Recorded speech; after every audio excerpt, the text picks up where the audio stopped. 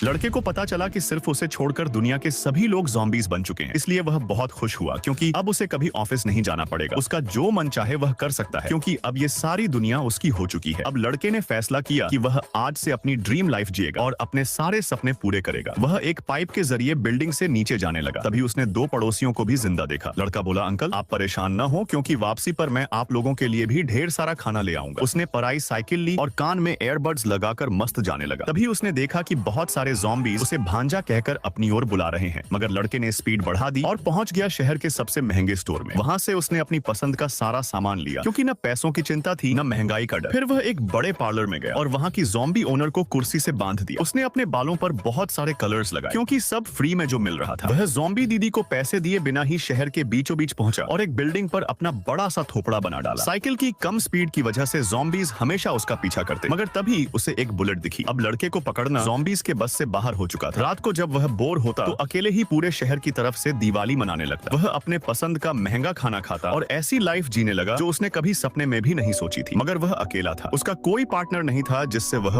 बहुत बोर हो गया। एक दिन उसे किसी लड़की का मैसेज आया जो उसे अपनी मदद के लिए बुला रही थी। वह बहुत खुश हुआ और सीधा उसकी बताई गई लोकेशन पर जा पहुंचा। उसने अंदर आते समय दरवाजा खुला छोड़ दिया था, जिससे एक ज़ॉम्बी ने अंदर आकर लड़की को काट लिया। इन्होंने मिलकर उस ज़ॉम्बी को मारा, मगर अब लड़की खुद इन्फेक्टेड हो गई थी। वह लड़के पर हमला करती इससे पहले ही लड़के ने कल्टी मार ली। उस रात जब वह अपने घर जाने लगा तो देखा कि उसके पड़ोसी कपल का भी घर खाली है। शायद वे भी इन्फेक्टेड हो चुके हैं। यह देखकर लड़के का दिल टूट गया क्योंकि वह महिला प्रेग्नेंट थी। उसकी गलती की वजह से लड़की भी इन्फेक्टेड हो गई थी। अगले दिन वह यह सब भुलाकर फिर से सामान लेने गए। इस बार स्टोर में उस पर एक आदमी ने हमला कर दिया, मगर लड़के ने बताया कि मैं कोई ज़ॉम्बी नहीं हूं। यह सुनकर उसने हेलमेट हटाया तो वह एक बहुत ही सुंदर लड़की निकली। उसे देखकर लड़के का मुंह खुले का खुला ही रह गया। तभी वहां ज़ॉम्बीज ने हमला कर दिया क्योंकि लड़का फिर से दरवाजा बंद करना भूल गया था। लड़की ने बड़ी आसानी के साथ सभी ज़ॉम्बीज को हैंडल किया, जिसे देखकर लड़का और भी इंप्रेस हो गया। वह लड़की के पीछे जाने लगा और उसे कहा कि मुझे भी अपने साथ ले चलो, मगर लड़की यह बोलकर चली गई कि मैं अपनी सुरक्षा खुद कर